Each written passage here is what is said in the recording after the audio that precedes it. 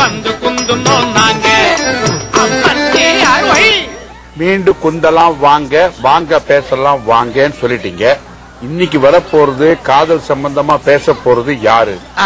அத நீங்க தானே பாட்டால சொல்லணும். ஆமா, யாரு சொல்லுங்க. அவர் ஒரு நடிகர். அப்ப ஒண்ணு பண்ணுங்க, நீங்க அவர் என்னென்ன படம் நடிச்சாரு அப்படிங்கறத தொகுத்து ஒரு பாட்டா பாடுங்க. அத வச்சு மக்கள் அந்த நடிகர் யாருங்கிறத கண்டுபிடிச்சிருவாங்க. இந்த பாட்டு பாருங்க. ஏப்ரல் மாதத்தில் கிழக்கு கடற்கரை சாலையிலே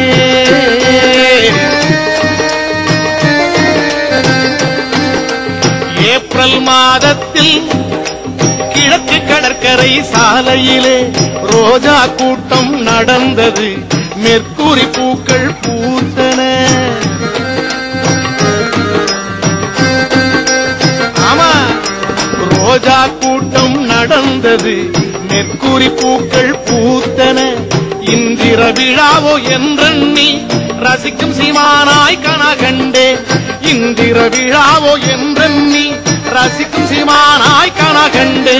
பூவொன்று போஸ் கொடுத்ததா காதல் மயக்கத்தில் சூட்டிட்டேன். பூவொன்று போஸ் கொடுத்ததா காயல் மயக்கத்தில் சூட்டிட்டேன்.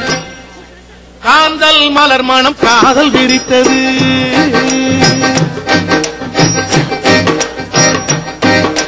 காந்தல் மலர் மனம் காதல் விரித்தது. காந்தம் போலே என்னை ஈர்த்தது.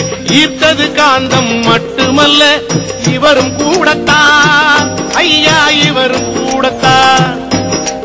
யாரவர் யாரவர்? அவர்தான் ஸ்ரீகாந்த். யாரவர் யாரவர்?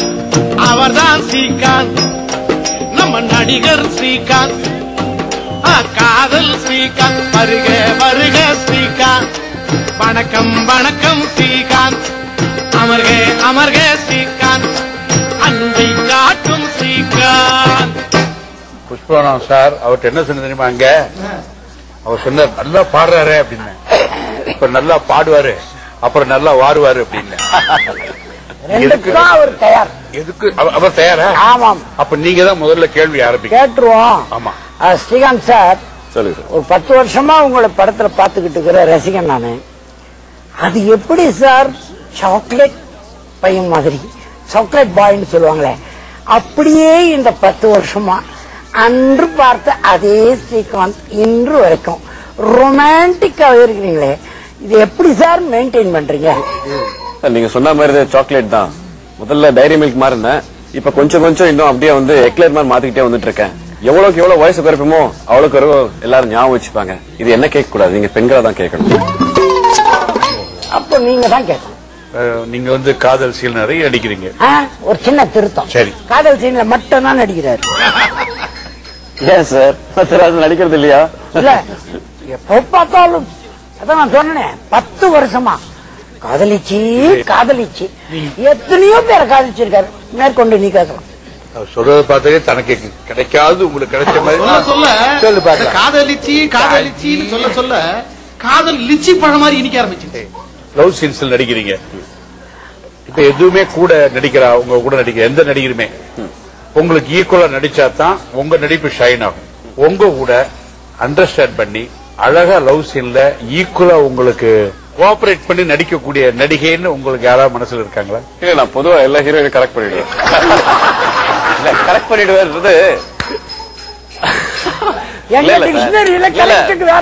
ஐயோ சொல்லி முடிக்கணும் சார். கரெக்ட் பண்ணிடுவேன்றது முதல்ல இந்த மாதிரி சீன்லாம் பெர்ஃபார்ம் பண்ண போறோம்ன்றது அவங்க டெலிகேட்டா ஃபீல் பண்ணக்கூடாது, தயங்க கூடாது, கூச்சப்படக்கூடாதுன்றதுக்காக பேசி ஃப்ரெண்ட்லியா இருந்துகிட்டு, என் சைட்ல எந்த பிரச்சனையும் இல்ல உங்களுக்கு, நாம இந்த மாதிரி பெர்ஃபார்ம் பண்ணோம், ஒவ்வொருத்தரும் நீங்க என்னோட பெட்டரா பெர்ஃபார்ம் பண்ணணும், நான் உங்களோட பெட்டரா பெர்ஃபார்ம் பண்ணணும், இப்படிலாம் சொல்லி பாத்துக்கோ. நான் அதான் சொல்ல வந்தேன்.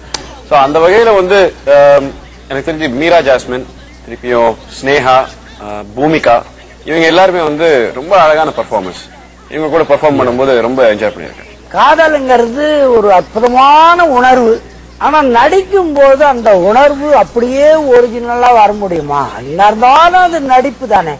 நிஜ வாழ்க்கையில இருக்கிற காதலும் சினிமால சீன் கொண்டு வரும் போது பிராக்டிகலா நான் என்ன நினைக்கிறேன் அப்படின்னா, அந்த நேரத்துல கூட நடிக்கிற அந்த நடிகையை நான் காதலியா தான் நினைக்கிறேன்.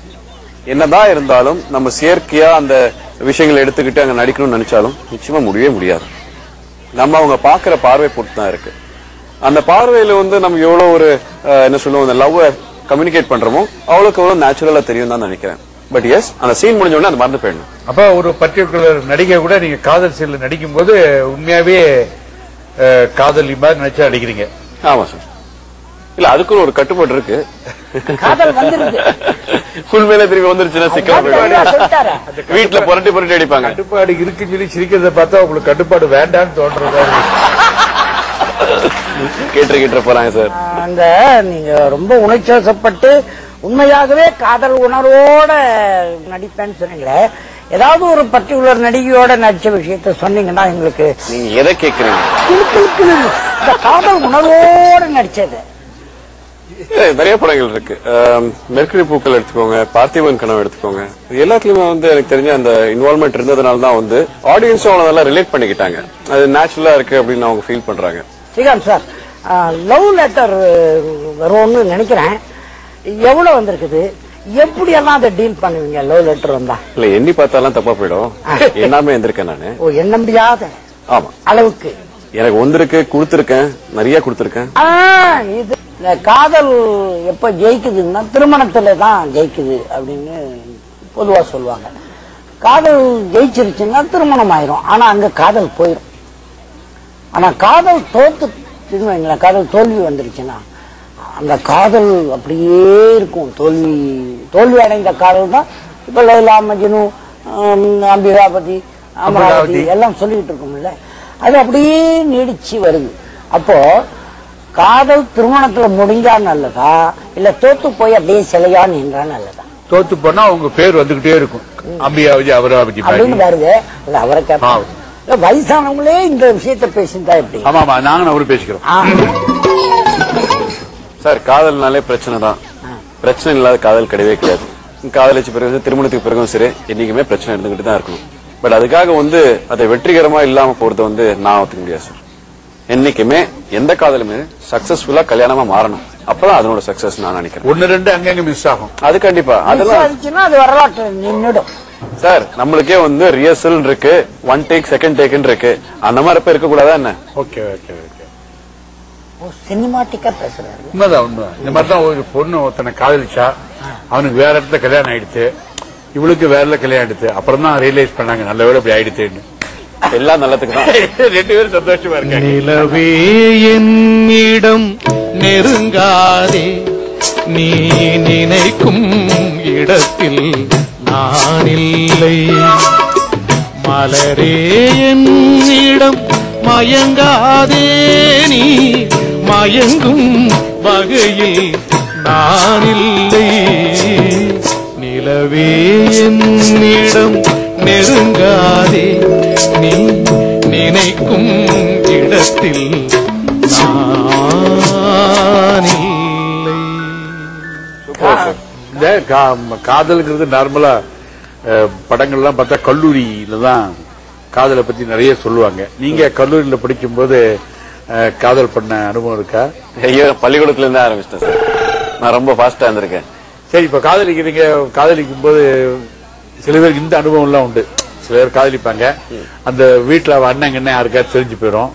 அவங்க நைஸா வந்து காலேஜ் வந்து காலை ஒடிச்சிருவாங்க. வீட்டுல என்னடா இல்ல ஃபுட்பால் விளையாட கீழே விழுந்துட்டேம்மா அப்படின்னு போய் சொல்லணும். அப்புறம் அவங்க வீட்டுக்கு வந்து உங்க பிள்ளைய சொல்லிச்சுவீங்க, இன்னொரு தடவை காதல் பண்ண கால் எடுத்துருவேன்.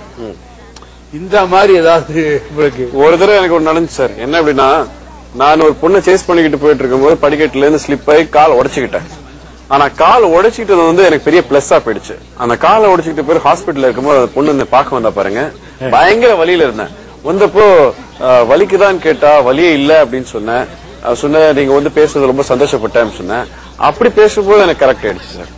அது வந்து ஒரு டைம் லேப்ஸ் வரைக்கும் நல்லா இருந்துச்சு. அது சிம்பத்தியில வந்த காதல். அதுல விஷயம் என்ன அப்படின்னா, நான் வந்து சேஸ் பண்ணிட்டு போனது வேற பொண்ணு, தடிக்க விழுந்து காலை உடைச்சுக்கிட்டு என்ன வந்து பார்க்க வந்து சிம்பத்தியில ஒர்க் அவுட் ஆனது வேற பொண்ணு. அதுதான் மேட்டர். எல்லாம் ஒரே கிளாஸ். ஆனா இதுதான் கிளைமேக்ஸ். அப்ப நீங்க பரவாயில்ல, இவ இல்லன்னா அவ பரவாயில்லன்னு போயிட்டீங்களா? அது சரி, 7 எடுத்த 7 சந்தோஷப்பட வேண்டியதுதான். அப்ப இது உள்ளத்தால வந்த காதல் மாதிரி தெரியலையே, ஏதோ வந்தது ஓகேங்கிற மாதிரி இருக்கு.